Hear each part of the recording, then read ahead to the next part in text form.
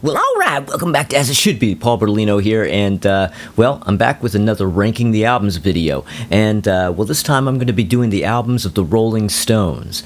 Yeah, we lost Charlie recently, and, of course, the Stones have been on my mind lately, so I kind of thought, well, now would be a good time to do a Stones discography ranking, right? Now, of course, as I'm wont to do, I'm leaving out those pesky later albums. Yeah, I'm doing only the first album up to Undercover. Anything after that, I just don't like. So if anybody's going to come in and say, well, where's, Bridges to Babylon, or where's Voodoo Lounge? They're at the bottom of the list. Okay? So, it's just the way it works, man. Sorry about that, but, there isn't really much point in me going over those records, and I don't know those albums well, and I don't really want to sit with them. So, anyway, my laziness aside, let's get into the ranking here. It's going to be, I'm doing 19 albums. I'm doing up to Undercover, like I mentioned, and that's 19 albums. So, coming in at the bottom of my 19-album list is Emotional Rescue. Yeah, Emotional Rescue. That came out in June 1980. And I remember when this record came out, and I remember that the title track, Emotional Rescue, was all over the radio at the time, and I always really liked that song.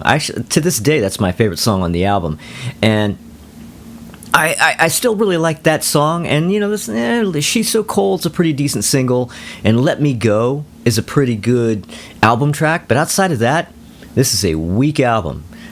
You know what I mean? Like, is anybody really hot on this record? I mean, I've always found this to be a really, really one of the lamest Stones albums. Obviously, I find it the lamest out of everything on my list because I have it at the bottom. But it sounds like they're going through the motions. It sounds like they're totally uninspired. Everything sounds exactly the same. And it's just formulaic. And it just sounds like they would rather be going out and having lunch or drinking a beer. Like, they don't really sound at all inspired to make music. It seems like almost every song on this record, most of the songs on this record, there are at least 2 or 3 better versions of the same song elsewhere in the catalog. I mean, I feel like, aren't there like 2 or 3 Hang Fires on this album? And Hang Fire is way better, and that's on Tattoo You, which incidentally, Hang Fire is an outtake from this album. So, and it's way better than most of this album. So who decides which stuff gets put on the record and gets taken off? I don't know. Who knows? Well, anyway, weak album, Emotional Rescue. Okay, so coming in at number 18 is England's Newest Hitmakers, which is the Stones' very first album. It's really actually officially just called The Rolling Stones. England's Newest Hitmakers was just sort of this sort of hype bit they put on the cover back at the time that over time has sort of become the unofficial name of the album.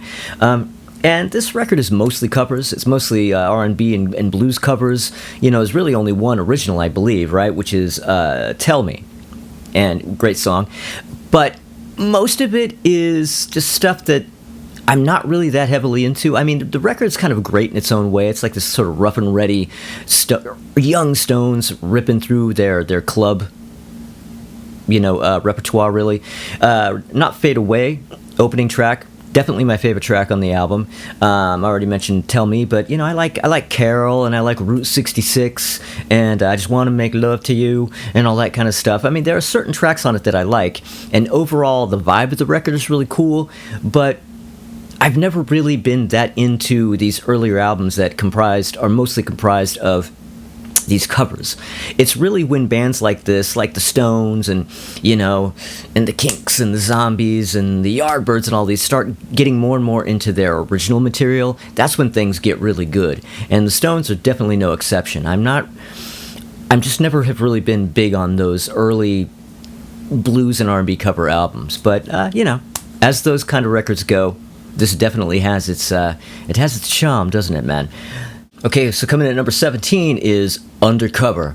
Yeah, that came out in November 1983, and I distinctly remember when this record came out because, well, it was the follow-up to Tattoo You, which had been such a great, huge, successful album, and I had been such a fan of that album at the time that when there was finally a new Stones album coming out in late 83, I was really excited. And I was all set to go and buy it on the day of release. And, I don't remember exactly what it was, but I got busted for something, and I ended up being on restriction that week and couldn't leave the house except to go to school.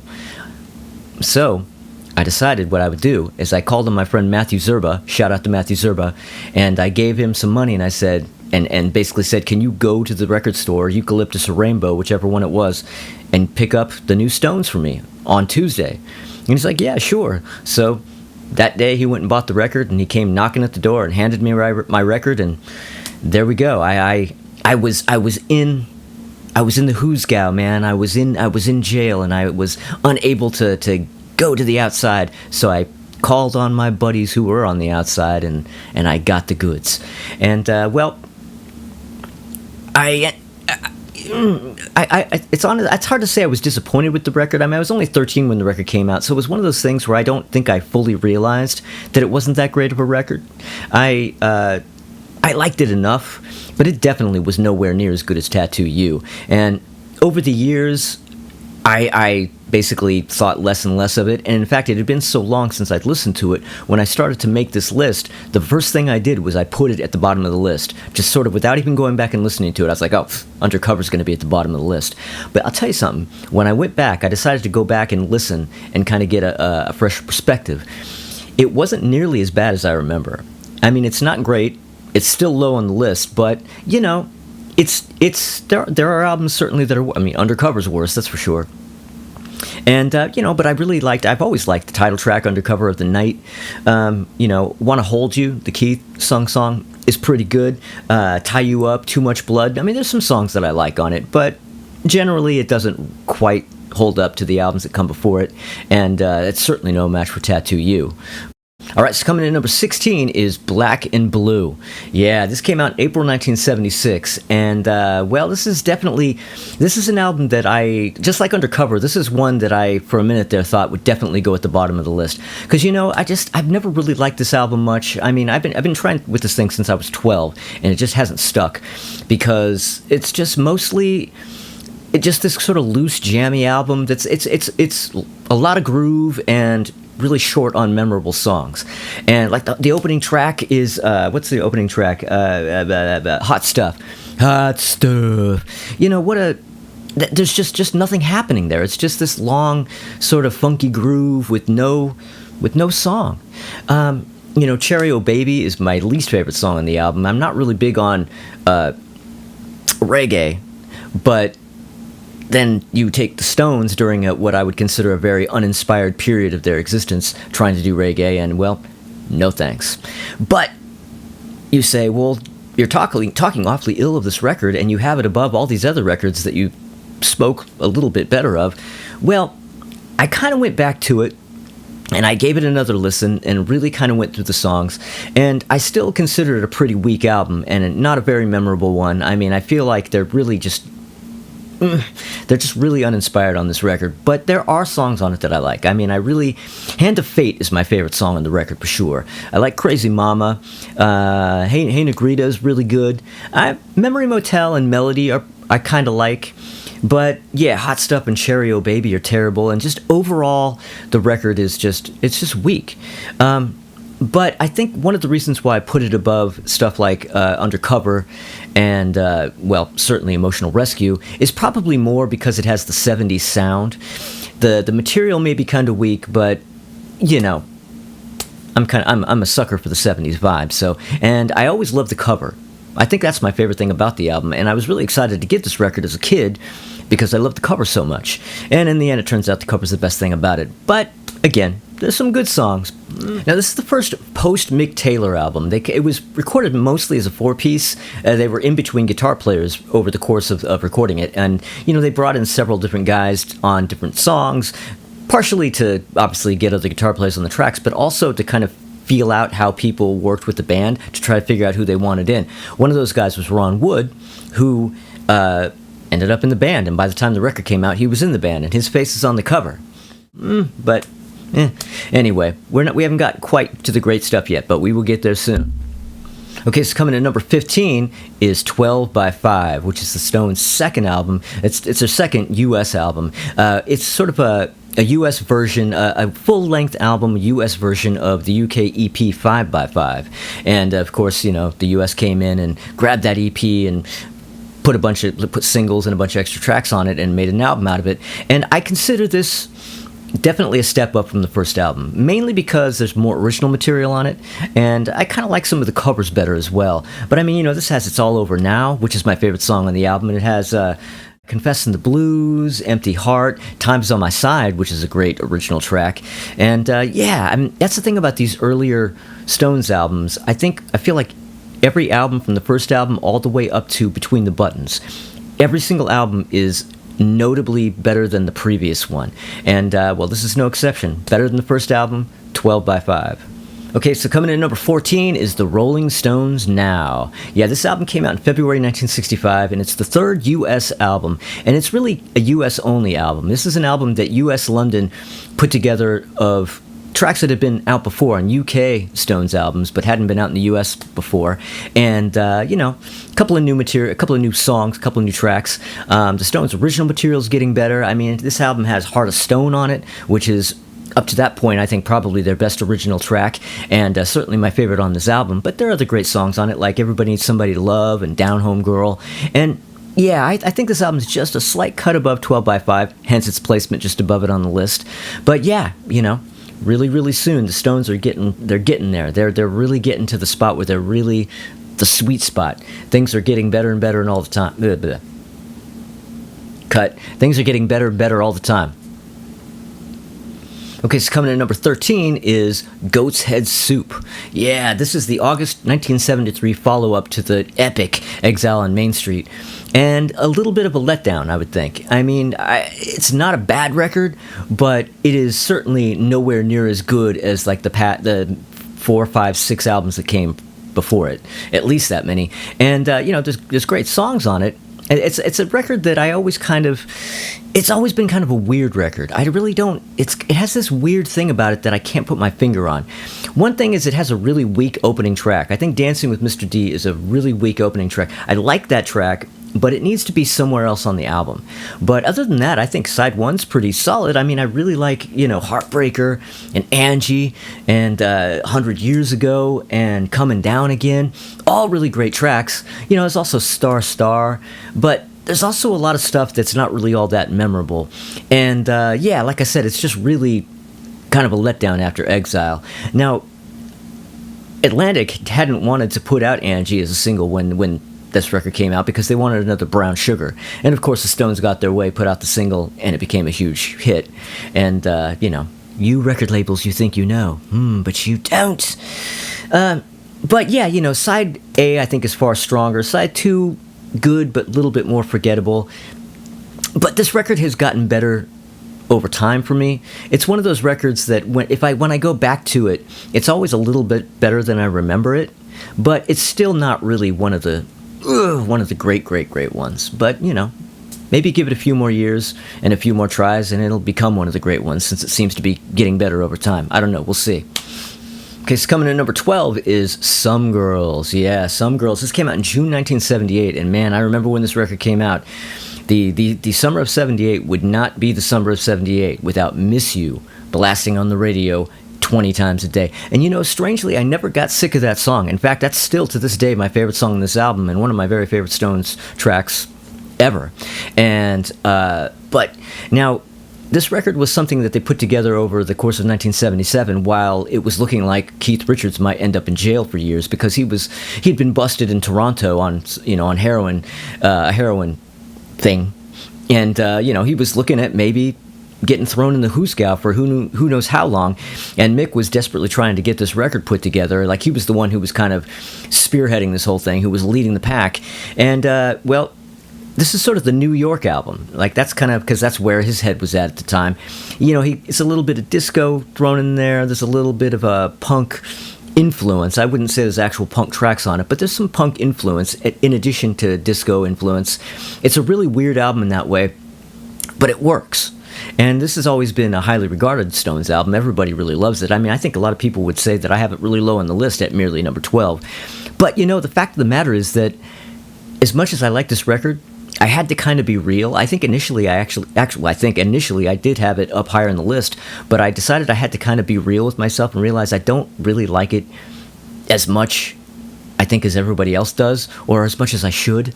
But I do love it. And, like I said, Miss You. I mean, come on, Beast of Burden, Shattered, and what else? When the Whip Comes Down, and Before They Make Me Run, which is a great Keith sung track, and Lies, and all that stuff. I mean, this is a top Stones album. I mean, it's kind of amazing how cohesive and how just vital it sounds, considering where they really were at the time and how splintered things were, and worried about Keith being thrown in jail. Yeah, it's kind of like a Miracle Stones album, and it's a stone cold classic. Okay, so coming in at number 11 is an album that a lot of you people probably would put higher. Some of you would put it at number 1. And, classic. It's Beggar's Banquet. Yeah, this came out in December 1968, and this is the first album to be produced by Jimmy Miller, who's the guy who kind of did their really classic run up to Exile on Main Street.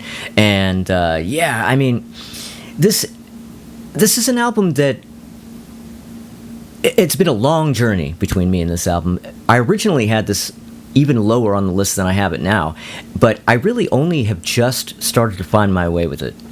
The problem with it is that really sort of like the kind of the sort of down home sort of bluegrassy kind of stuff has never really been my bag, man. And I've always liked Sympathy for the Devil, of course, and Street Fighting Man, 2 of my favorite songs on the record. But for the most part, everything else, I never really was that into.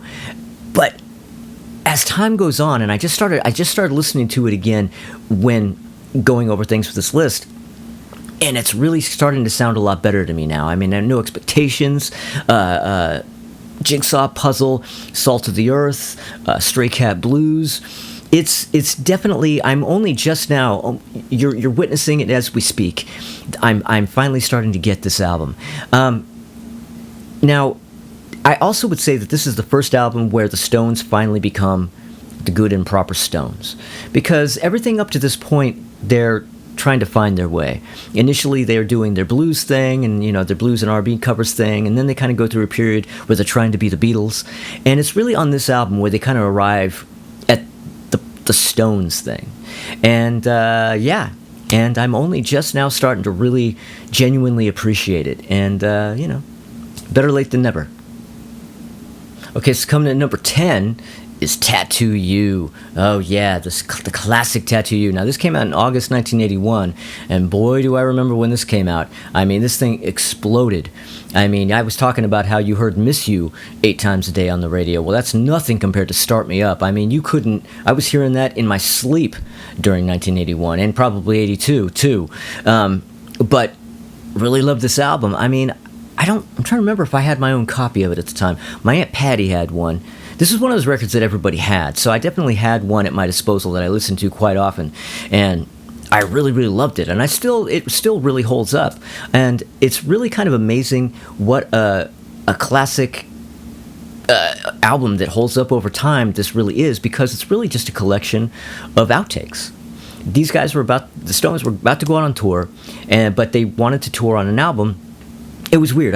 It's like they booked a tour, but then they kind of went, oh, but wait, we want to tour on an album. Oh, but wait, we have a tour coming in a couple months. We don't have time to make an album. What do we do now? And some guy who worked for them, I don't have his name here in my notes, so I'm going to have to say some guy, went through their archives and went, well, you guys have plenty of really great stuff in the can here, in the vaults. You could make an album of outtakes. Oh, yeah? Yeah, so like he pulls out stuff that had been left off Emotional Rescue and stuff that had been left off of Some Girls and Black and Blue and Goat's Head Soup and all those records, and said, here, how about all these tracks? There were a lot of things that they had to add vocals to or remix or do different things to it, but it's all just vault stuff, and it ended up being their strongest album in who knows how long, and it's definitely one of their more enduring albums.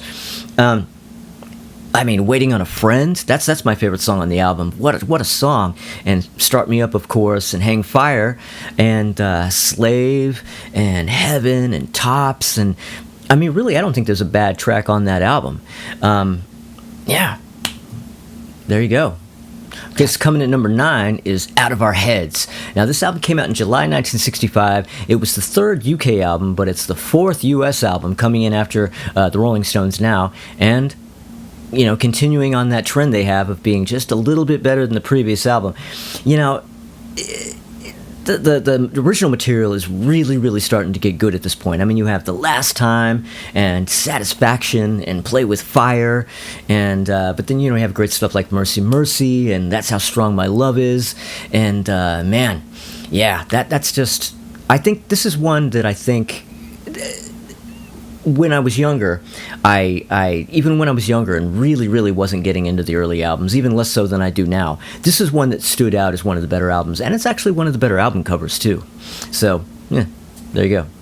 Okay, so coming in number 8 is December's Children. Now, this record came out in December 1965, and it's the 5th U.S. album, and it's the follow-up to Out of Our Heads, and just like that album, it's half covers. They're still, at this point, even at this late game, they're still doing all the R&B and bluesy covers, but it's only half covers and it's half original material, and the original material is just getting better and better with each album, and it's increasing with quality and quantity. And, Get Off My Cloud, my favorite song on the album. You have As Tears Go By, and She Said Yeah, and Talking About You, and Gotta Get Away. Just better and better songs with every album. Now, this is an album that, another one of those albums like Rolling Stones Now, where London kind of grabbed a bunch of stuff that hadn't been out on albums before in the US, that had been out on UK albums, and a couple of new songs and that kind of thing. But man, this is definitely one of the stronger offerings for a record that was really just put together by the American record label. So it comes in at number 8, December's Children. Okay, so coming in at number 7 is an album that I think it's a bit of a dark horse album. This is an album that you'll be quite surprised that it's this high on the list, and quite surprised at the albums that it's above. It's Only Rock and Roll. Yeah, this album came out in October 1974, and I really love this album. I think this is one of my favorite 70s Stones albums. It's a surprise. I mean, I don't think a lot of people rate this album. Maybe not because they don't like it. I just don't think a lot of people really think much about this album one way or the other. I feel like it kind of slips through the cracks. And if you're one of those people, man, go listen to it. This is a strong, strong album. And originally it was supposed to be a half live album and a half covers album. They were going to do one side live, and one side it was going to be R&B covers. So they got together in the studio and got ready to make the record, and they did a couple of things. They did Ain't Too Proud to Beg and Drift Away and a couple things. And then they started coming up with new material. Like the original ideas started to flow, and to the point where they just decided to abandon the covers idea and the live album idea and make it a proper new studio Stones album. And man, am I glad they did, because this is such a strong one. And I think one of the reasons why it's such a strong one is because the idea of it becoming an album of original material happened organically, like the muse just kind of came to them without them really realizing. Like, it wasn't one of those things where they had to force it. It just came to them naturally.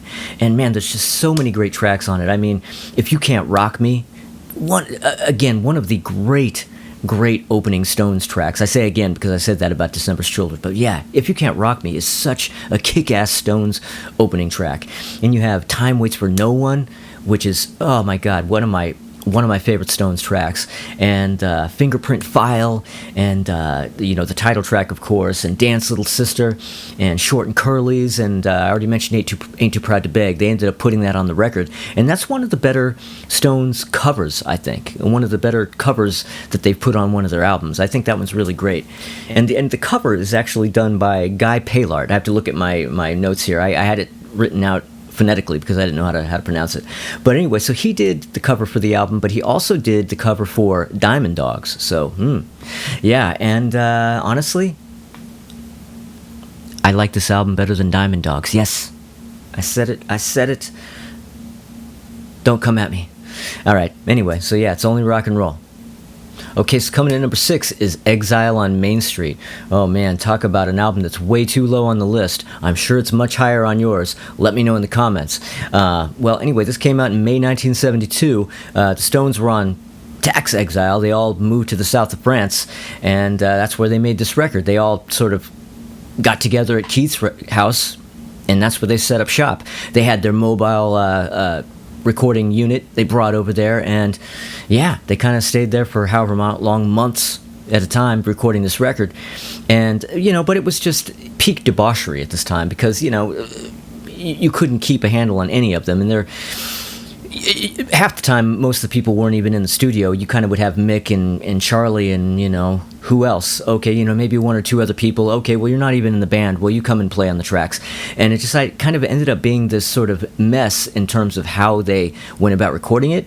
But amazingly, in the end, they came out with this stone cold classic, very extremely cohesive double album that stands up to this day. I mean, a lot of people consider this their very best album.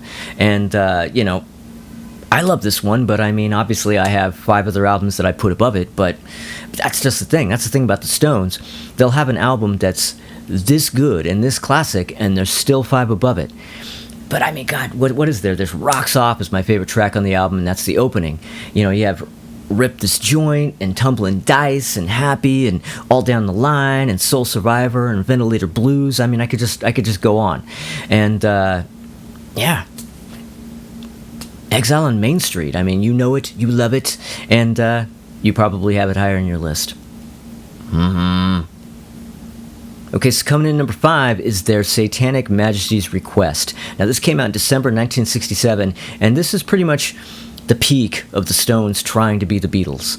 And you know what I mean? It's like, it came out in the wake, of course, of Sgt. Pepper, and pretty much every band after Sgt. Pepper tried to make their own Sgt. Pepper, and the Stones were no exception. And, it has the cover, the lenticular cover that's kind of a take on a Sgt. Pepper-y kind of idea. Well, what's really funny about that is that years and years later, in 2017, when the 50th anniversary of Sgt. Pepper came around, and they put out the super deluxe 50th anniversary edition, if you got the super deluxe version that had like 5, 6, 7, 8, however many discs in it, and it had a slip cover over it that had the front cover, and it had a lenticular Sgt. Pepper cover. So it starts out with the Stones ripping off the Beatles, but then comes back around to the Beatles ripping off the Stones. Ooh, yeah. But, the title, Satanic Majesty's Request, is a play on, I don't have to look at my notes here, but it's a play on British passports, the text inside British passports, which reads, Her Britannic Majesty's Secretary of State requests and requires, in the name of Her Majesty, all those whom it may concern, ... So that's where that title comes from. And, and this was made, of course, during the big Mick and Keith drug bust period of 1967, and they were produced. Did they produce themselves on this? Yeah, because they had all these hangers on in the studio, and there was just kind of nobody there to pull the reins in, and that's why you get stuff like Sing This All Together, See What Happens, which is the one. See, now this record's really polarizing, and some people say it's really a shit album and there's hardly anything good on it, but really the only truly shit track is Sing This All Together, See What Happens. Because it's just it's kind of like the Magical Mystery Tour movie of Stones tracks. It's just this thing where they kind of try to do a little freak out, man, and see if something happens, and nothing happens. But outside of that, man, what a great album. I mean, the opening track, Sing This All Together, great. But I mean, you have She's a Rainbow, which is my favorite track on the record, 2,000 Light Years from Home, Citadel, The Lantern, On With the Show. Yeah, I mean, it's just a great, great record. Now, I have sort of a fantasy album version of this where I kind of wish they would take out Sing This All Together, See What Happens, and I guess Gomper. I like Gomper, but take that out and put on Dandelion and We Love You. Man, ooh, this album would probably... This would be one of my very, very favorite Stones albums, even more than it is already. I mean, I have it at number 5. And like I think I already mentioned, it's a polarizing album. Some people really think this is like the worst Stones album ever, and some people really think it's great. And I'm in the thinking it's great camp. But also, it's got that really kind of... I always point my finger at them for ripping off the Beatles, but that's one of the things that kind of makes me like it a little bit more. It's a little bit more Beatle-y, and it's very 60s, 70s. I'm a sucker for that kind of stuff. But yeah, great, great album. Satanic Majesty's Request. Okay, so coming in number 4 is Aftermath. Oh yeah, Aftermath. Now, this album came out in July 1966. This is their 6th U.S. album, and this is, in my opinion, the first truly great Stones album. And coincidentally or not, it's also the very first Stones album to be made up of entirely original material. And man, what material! I mean, Under My Thumb, my favorite song on the album, Paint It Black, Lady Jane, Stupid Girl, Think, Don't You Bother Me. I mean, so many great tracks on this album.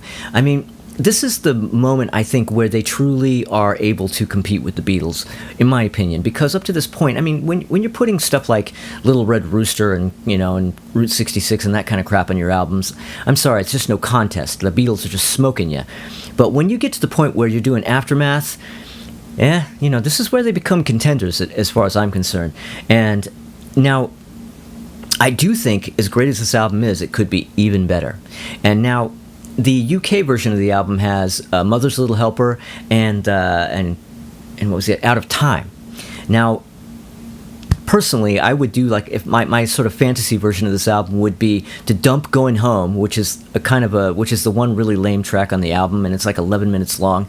Dump that and put Mother's Little Helper and Out of Time on it, and whew, man, and you would have such an even better album than it already is. Somebody needs to do this. Alan Klein, all you guys, the Alan Klein family, get on it. Yeah, Aftermath. Woo.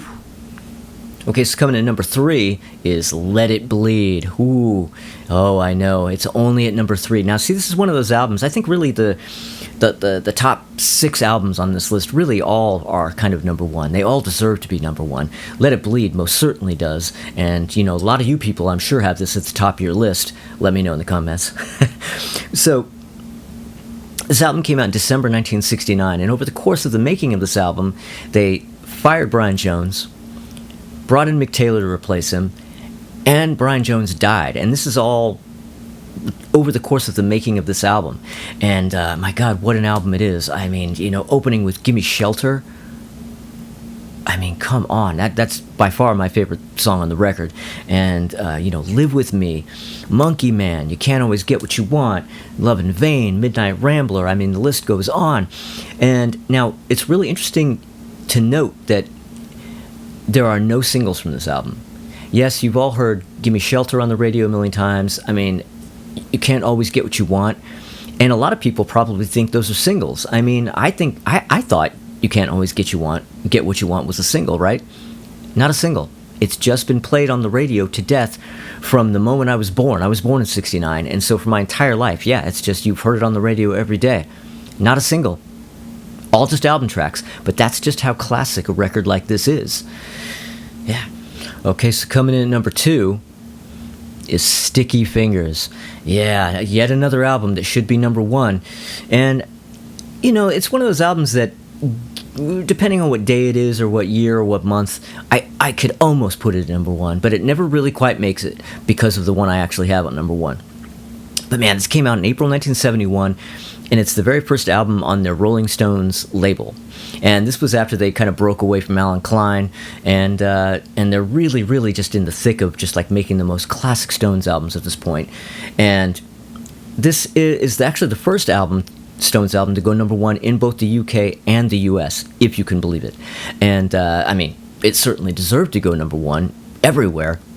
I mean, Jesus, Brown Sugar, Sway, my favorite track on the album, Can You Hear Me Knocking, Bitch, I Got the Blues, Sister Morphine, Moonlight Mile. It's just, it's a near perfect album. I'm not that big on Dead Flowers just because, the country thing and me, we don't get along that well. But, it's just such a great album. And yeah, it's an honorary number 1, but it's really not number 1 because coming in at number 1. Now, anybody who's been following along who knows this catalog like the back of their hand, they know which album it is. Well, Between the Buttons. Yes, that's right, Between the Buttocks. Yes, Between the Buttons is my very favorite Stones album, and really kind of always has been. Like I've said before, Sticky Fingers is always kind of like wanting to just like knock it out of place, but it never quite does. Between the Buttons really is always going to be the one that's closest to my heart. It's the earliest Stones album I ever got into. It's the first one I ever really heard. I first heard this record in 1974 when I was 4, and I just loved it, and it's just always going to be my favorite. I mean, Let's Spend the Night Together, Ruby Tuesday, my favorite song on the album. Yesterday's Papers, Connection, all sold out. My Obsession, Who's Been Sleeping Here, Complicated. It's just dripping with great tracks that I love. And this is sort of like their big Ringly Dingly Do, Carnaby Street album, and definitely they're very much in the thick of trying to be the Beatles, but they're doing a damn good job of it. I mean, this is Beatles level quality in my opinion, and I mean, now Mick Jagger didn't think too much of the album. He kind of referred to it at one point as more or less rubbish, but that's mainly because I think the sound quality of it didn't turn out quite the way they imagined, because they were bouncing back and forth on four tracks and lost a lot of sound quality. And yeah, the record is a little rough in that department, but man, it's just not to be denied. I mean, I'm a sucker for this kind of like 1967, like I said, Carnaby Street kind of stuff, and it can't be beat. This will always be my very, very favorite. And I have sort of a fantasy version of this album, or I guess it's a fantasy deluxe edition, because the UK and the US album have some different tracks from one another, and I always kind of wish that they would put out a really deluxe edition of the US version, where they added the UK only tracks of Backstreet Girl, Please Go Home, Have You Seen Your Mother, Baby Standing in the Shadow, and the B-side to that single, Who's Driving Your Plane. And you could do like this amazing 16-track super deluxe edition that I just think is just dying to happen. Again, Alan Klein family, please make this happen. I'll buy it. So, yeah, there you go. That's my number one Stones album. And where do you guys rank this album? Where would you put Between the Buttons on your list? And again, I ask, as I did at the beginning, who likes Emotional Rescue? Do any of you guys like Emotional Rescue? And I guess you could tell me what you think of all those later albums that I didn't even put on the list. And so anyway, as always, subscribe.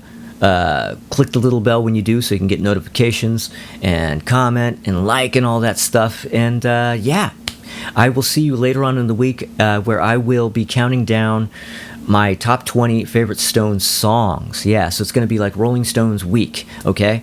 All right, well, I'll see you next time.